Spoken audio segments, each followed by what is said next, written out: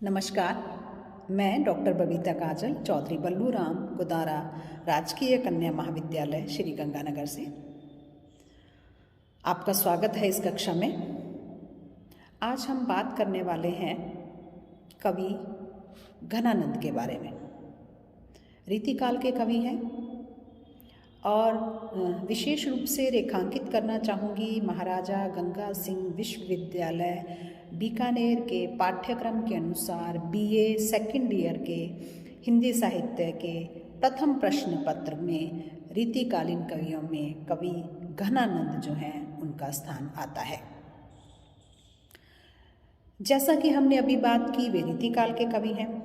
रीतिकाल के कवि होने के बावजूद उन्होंने मुख्य धारा से हटकर काव्य रचना की है और स्वच्छंद काव्य रचना की है। रीति पूर्ण काव्य ग्रंथ नहीं लिखे हैं, इसलिए उन्हें रीति मुक्त कवि भी कहा जाता है।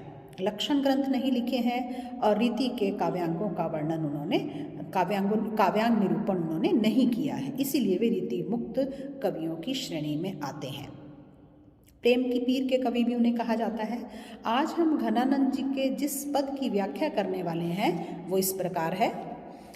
प्रेम सदा अति ऊंचो लहे, सुकहे इही बाती की बात छकी, सुनि के सबके मन लालच दोरे, पै बोरे लखें सब बुद्धि चकी, जग की कविताई के धोखे रहे, ह्यों प्रवीणन की मति जाति चकी, समुझे कविता गण आनंद की, ही आँखिन नेह की पीर तकी।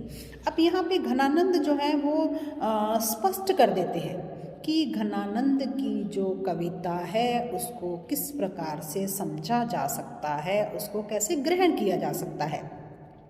वे कहते हैं प्रेम सदा अति ऊंचो लहे, कि वह व्यक्ति जो प्रेम को ऊंचा स्थान देता है, जिसके लिए प्रेम सदैव ऊंचे स्थान पर रहता है, और सुकहे इही भांति की बात छकी, और इसी प्रकार की तृप्त करने वाली बात कहता है और इस प्रकार की परिपूर्ण बात की चर्चा करता है। जब सुन के सबके मन लालच दोरे, और जिसकी कविता को सुन के, जिसकी बात को सुनकर सबके मन में लालसा जागृत होती है। कैसी लालसा? इसी प्रकार उच्च कोटि के प्रेम को प्राप्त करने की, उच्च कोटि के प्रेम की चर्चा करने की लालसा जो है सबके मन में जागृत होती है। किंतु पै बोरे लखे सब बुद्धि चखी, लेकिन जिनकी बुद्धि बोराई हुई होती है, जिनकी जो अनभिज्ञ होते हैं, वो उनकी बातों को सुनकर चकित रह जाते हैं, आश्चर्यचकित रह जाते हैं, स्तब्ध दिखाई देते हैं। और जग की कविताई के धोखे रहे, यहाँ प्रवीणन की मति जाति चकी, और जो प्रवीण से प्रवीण है, जो बहुत बुद्धिमान है, जो काव्य मर्मज्ञ हैं, उनकी भी बुद्धि जो है चकरा जाती है जिसकी कविता को देखकर, जिसकी कविता के मर्म को समझकर, क्योंकि वे उसे भी सामान्य रीतिबद्ध कविता मान लेते हैं, लेकिन जब उसकी व्याख्या करते हैं, उसके मर्म तक पहुँचते हैं, तब उनकी बुद्धि जो है, प्रवीण से प्रवीण लोगों की बुद्धि जो है वो धोखा खा जाती है, और वो उसके मर्मज्ञ जो हैं उसको रीतिबद्ध समझकर उसकी व्याख्या करने लगते हैं। जग की कविताई क्या थी? जग की कविताई उस समय रीतिबद्ध थी। तो वो कहते हैं कि उसे सामान्य रीतिबद्ध कविता समझने की भूल कर लेते हैं, और समुझे कविता घन आनंद की, ही आँखिन नेह की पीर तकी। वे कहते हैं कि जिसके हृदय की आँखों में प्रेम की पीड़ा हो, प्रेम की पीड़ा का जिसने दर्शन कर लिया है, वही व्यक्ति उच्च कोटि का प्रेमी विद्वान ही घनानंद की कविता के मर्म को समझ सकता है। इस तरह से वो अपनी घनानंद की कविता के बारे में यहाँ पर वर्णन किया जा सकता है। वर्णन किया जा रहा है कि घनानंद की कविता कितनी मर्मपूर्ण है, कितनी गहराई है उसमें, और उस गहराई तक पहुँचने के लिए मनुष्य को भी हृदय के आँखों से, अपने हृदय में जो आँखें हैं, जो प्रेम की आँखें हैं, उनसे उस कविता के मर्म तक पहुंचने का प्रयास करना होगा, तभी वहां तक पहुंचा जा सकता है। घनानंद जी के एक और पद के बारे में बात करते हैं, एक और पद की व्याख्या करते हैं। बहुत सारी व्याख्या की जा सकती है, लेकिन हम कुछ चुनिंदा पदों की व्याख्या करने के लिए विवश हैं, क्योंकि जो वीडियो है उसकी सीमा है और हमें ये ध्यान रखना होता है कि आप लोगों को कुछ ज़्यादा समय न लगे उसे डाउनलोड करने में और बहुत ज़्यादा परेशानी न हो, इसलिए हम कुछ चुनिंदा पदों की व्याख्या करके आपको केवल बताते हैं और उसके आधार पर आप अन्य पदों को समझ सकते हैं और उनकी व्याख्या कर सकते हैं।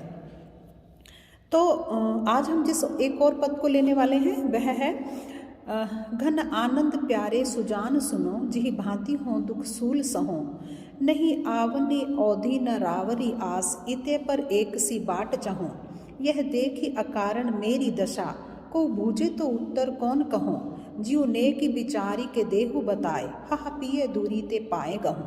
अब घनानंद को प्रेम की पीर का कवि क्यों कहा जाता है कि उनका मन संयोग की अवस्था का वर्णन करने में उतना नहीं रमा है जितना वियोग अवस्था का वर्णन करने में रमा है, और वियोग का वर्णन उन्होंने इतने मार्मिक तरीके से किया है कि उसको पढ़कर जो है वो पाठक भाव विवल हो जाता है।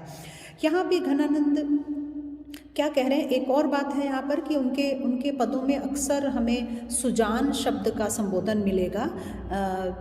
ये छोटा प्रश्न आ सकता है कि सुजान शब्द का प्रयोग किस कवि ने किया है, तो वो घनानंद ने किया है, और यहाँ यह भी स्पष्ट कर देना होगा कि घनानंद जो है ये सुजान एक जो है वो गणिका थी, और लेकिन उनके प्रेम पाश में बंधने के कारण घनानंद जो है उन्होंने इस प्रकार की काव्य रचना की, लेकिन अंत में जाकर आगे चलकर उनका जो सुजान प्रेम है वो कृष्ण प्रेम में परिवर्तित हो गया, और इसीलिए सुजान शब्द से तात्पर्य भी उन्होंने कृष्ण से ही उसका तात्पर्य लेते हुए उसका प्रयोग किया है। तो यहाँ पे भी कह रहे हैं घन आनंद प्यारे सुजान सुनो, कि हे प्रिय सुजान सुनो, जी ही भांतिन हो दुख सूल सहो। अब यहाँ सुजान अपने प्रिय को संबोधित कर रही है या घनानंद अपने प्रिय सुजान को संबोधित कर रहे हैं, लेकिन यहाँ जो है वो भावनाएं नायिका की हैं। नायिका अपने मन की भावनाओं का वर्णन करके बता रही है। वो कहते हैं घन आनंद प्यारे सुजान सुनो, कि हे घन आनंद के भंडार प्रिय सुजान सुनो, जिहि भांतिन हो दुख सूल सहो। जिस प्रकार से मैं दुख के कांटों को सहन कर रही हूँ, कष्ट को सहन कर रही हूँ, मैं वर्णन नहीं कर सकती हूँ। नहीं आवनी अवधि, ना तो मुझे आपके आने की अवधि पता है कि आप इतनी अवधि के पश्चात आएंगे, इतनी अवधि के पश्चात आपका आगमन होगा, न रावरी आस, न आपके आने की कोई आशा ही मुझे दिखाई देती है। इतने पर एक सी बाट चाहूँ, इतने पर भी मैं एक ही तरीके से आपकी तरफ से आने वाले रास्ते को निहारती रहती हूँ, आपकी ही बाट देखती रहती हूँ, आपकी ही बाट देखना चाहती हूँ। यह देखी अकारण मेरी दशा, और मेरी इस दशा को, जड़ दशा को, स्तब्ध दशा को और विमुग्ध दशा को देखकर अगर कोई पूछे अकारण कि मेरी दशा ये क्यों हो गई है, कोई कारण दिखाई तो देता नहीं है, को बूझे तो उत्तर कौन कहूँ। अब आप ही बताओ कि मेरे को अगर कोई इस संबंध में प्रश्न करे तो मैं क्या उत्तर दूँ। जियु नेकु बिचारी के देहु बताए, हाहा पिय दूरी ते पाए गहूँ, कि हे प्रिय जरा सा सोच कर विचार करके मुझे बता दो, मैं दूर से ही आपके पाँव पड़ती हूँ। अब यहाँ पे बड़ा एक विचित्र आग्रह है नायिका का कि वो अपने प्रिय के जो प्रदेश चले गए हैं, और जिनके प्रदेश जाने के बाद में ना कोई आने का पता है, ना कोई संदेश है, ना आने की उम्मीद है, और वो हर पल बाट जोड़ती रहती है, बाट देखती रहती है, और उसको बाट देखना भी अच्छा लगता है क्योंकि अब उसके पास और कुछ तो है नहीं, तो उसको रास्ता निहारना भी अच्छा लगता है।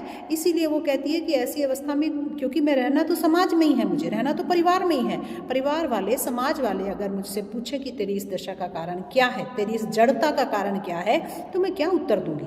आप ही बताओ कि मैं उसका क्या उत्तर दूंगी, और जरा सा विचार करके मुझे बताओ। हाहा पिए दूरी ते पाए गहूँ, हे प्रिय मैं दूर से ही आपके पाँव पकड़ती हूँ, आप मुझे बताओ कि मैं क्या जवाब दूँ। तो इस तरह से कह सकते हैं उक्ति व चित्रे के माध्यम से घनानंद जी ने एक वियोग की अवस्था का वर्णन किया है कि वह नायिका जो है वो हर तरह से विवश नज़र आती है और सामाजिक मर्यादा और सामाजिक दबाव के कारण वो और ज़्यादा विवश नज़र आती है कि मैं उनका जवाब क्या दूँ, अपना स्पष्टीकरण क्या दूँ। तो ये बहुत ही एक घनानंद जी का मार्मिक पद है जिसमें उन्होंने सुजान को संबोधित करके लिखा है और नायिका की मनोदशा का, पीड़ा का, उसकी व्यथा का वर्णन किया है। आज के लिए इतना ही, धन्यवाद। हम चुनिंदा पदों की ही व्याख्या कर रहे हैं, लेकिन आप अपनी तरफ से भी कुछ पद बता सकते हैं कमेंट बॉक्स में कि आपको जो कठिन लगते हैं।